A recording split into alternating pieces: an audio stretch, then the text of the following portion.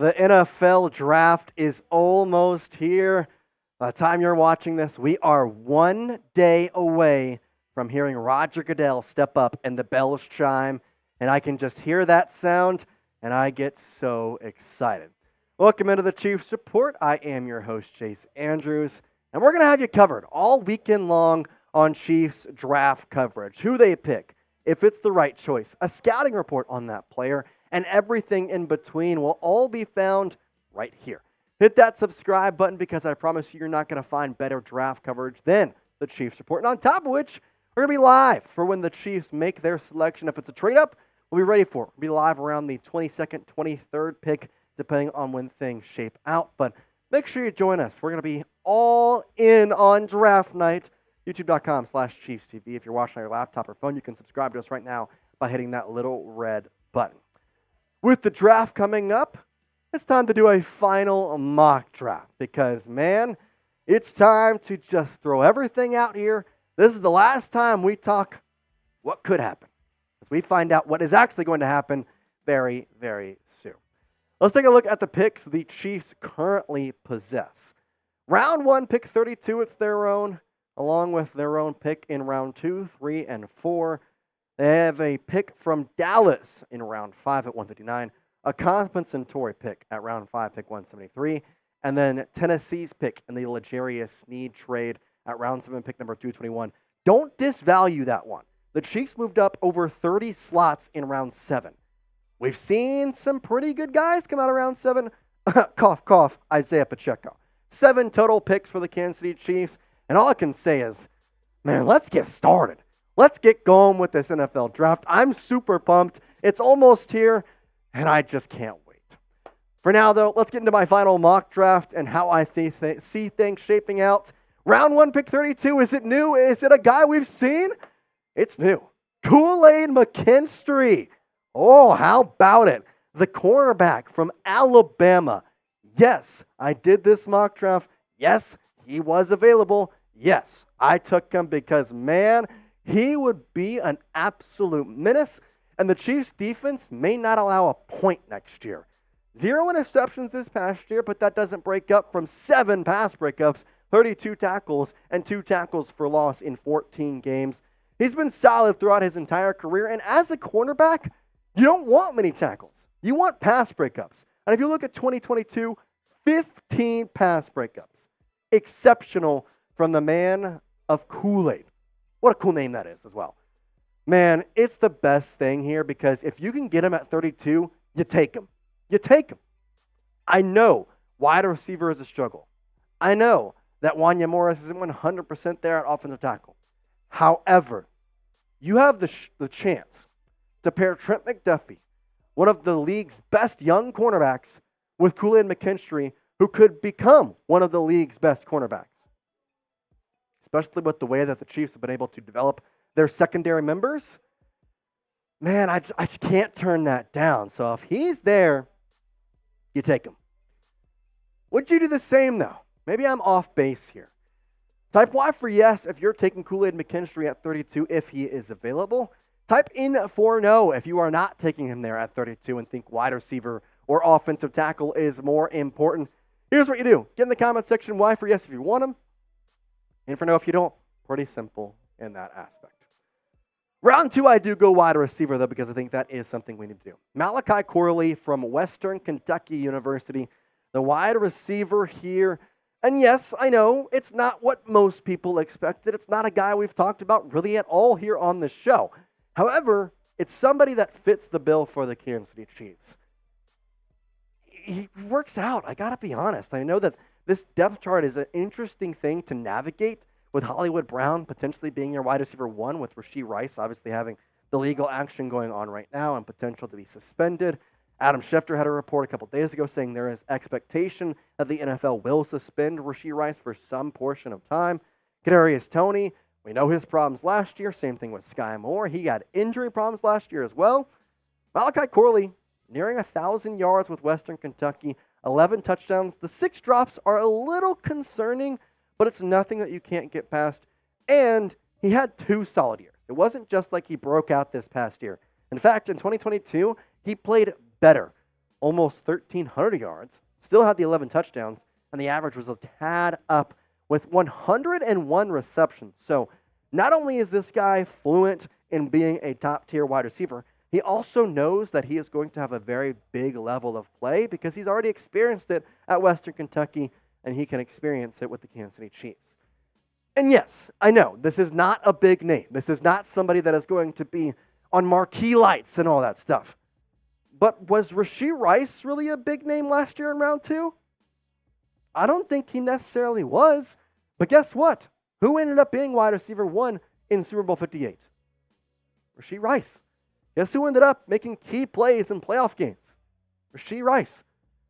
Malachi Corley can do the exact same thing, and I think he would actually be an exceptional pick and fit the bill for the Kansas City Chiefs. We've seen them take some guys who maybe you're not expecting, and then they just work out like nothing else. Let's go to round 3 at number 95 here. We take the Kansas native Dominick Puni, the offensive tackle. Now, Puni's interesting. He could be moved to guard, but the bigger thing around this, I love these first 3 rounds. Let's start with that. You get the cornerback. You get the wide receiver. You get the offensive tackle. Those are the exact 3 needs that Brett Veach outlined in his press conference last week. That's nice if you ask me. Puni is one that I would really like to see on the Kansas City Chiefs. 80 overall PFF grade, no sacks allowed, no hits, just 8 hurries and 2 penalties. And it's a challenge for Wanya Morris. But he can also come in here and play guard if asked to be played. And I think that's important because as much as I love Joe Thuney, as much as I love Trey Smith, obviously you have to worry about business side of things and contracts and all that stuff coming up. But also, Joe Thuney's coming off a pec injury. What if one of them gets injured? What if Thuney gets injured? What if Smith gets injured? Well, in that case scenario, you keep Wanya Morris at left tackle, and you can then put in Puni at left guard or right guard because he played that in college along with playing tackle. That's a huge thing for me.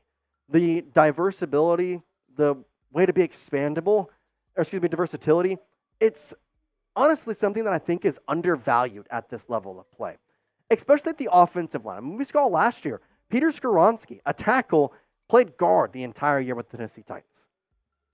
It's happened before. With a round 3 pick, I don't mind seeing that at all. You know what I also don't mind seeing? Nice little Kansas City Chiefs championship gear. Again, they still have the deal going on the championship hat.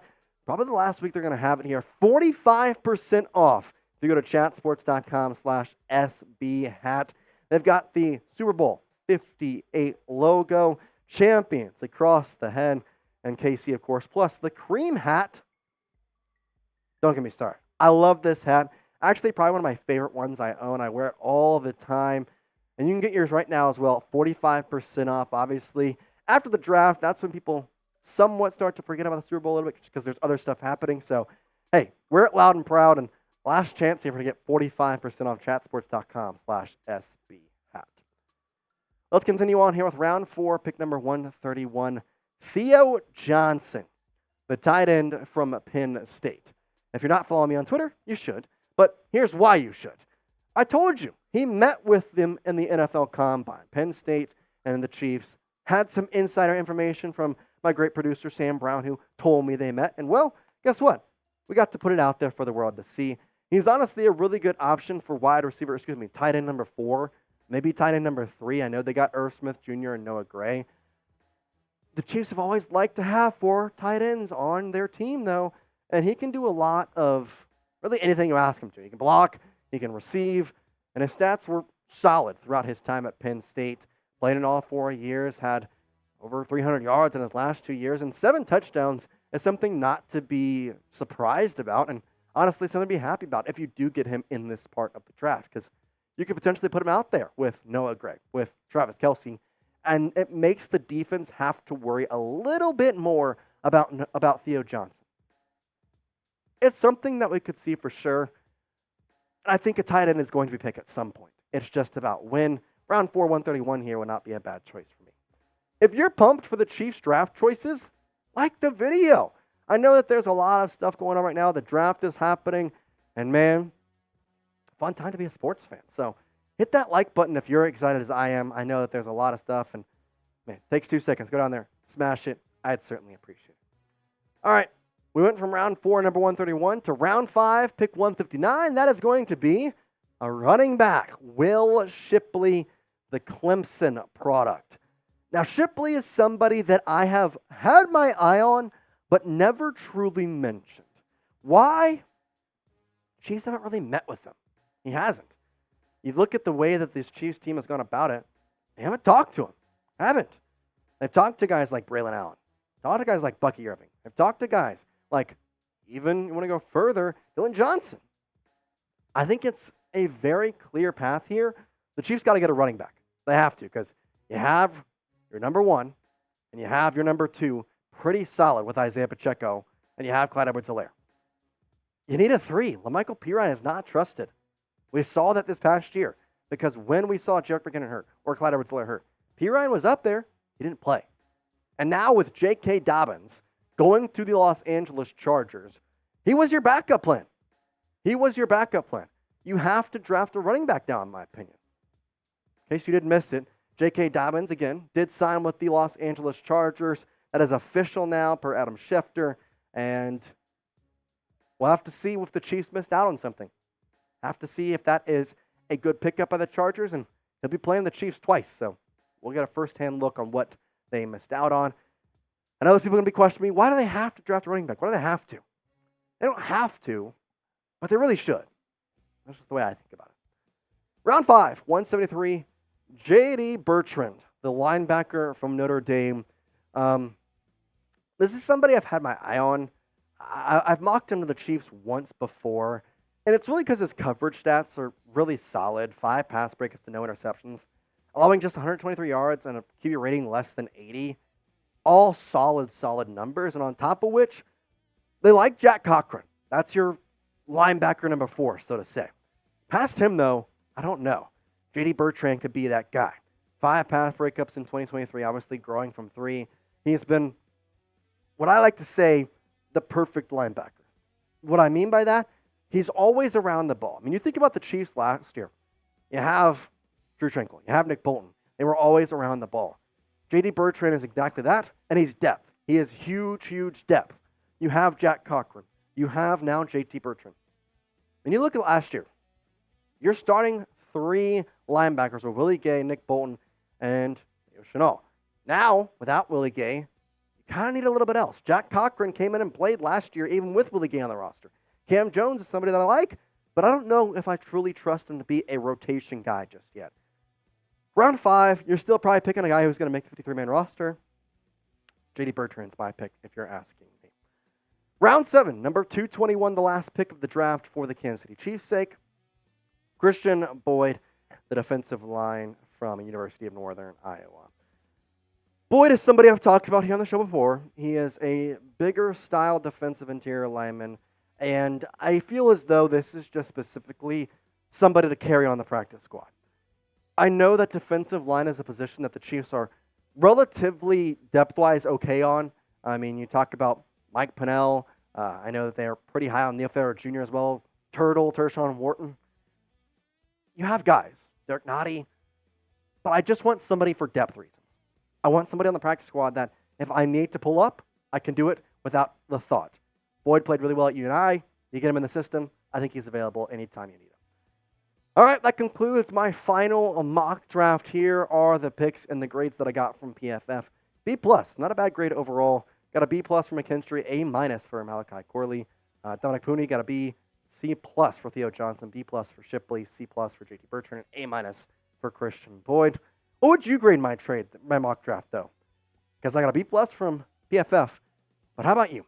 A, B, C, D, or F? A is great, love it. F is failure. C is average. Anything else in between? B or D? Get in the comment section and let me know what you're thinking about my mock draft. Once again, do want to tell you we'll be live for the 2024 NFL Draft on the back half of it. We'll be simulcasting our main stream, which I will be a part of, so you can join us all night long there. And, of course, when the Chiefs are about to pick, it'll become just a straight Chiefs stream, and we will see with that and be talking about all things Kansas City and whether a trade or not makes sense. So hit the subscribe button at youtube.com/ChiefsTV. That way you're up to date. And, hey, turn on those notifications as well We will see you then. For now, though, Chiefs Kingdom, peace out.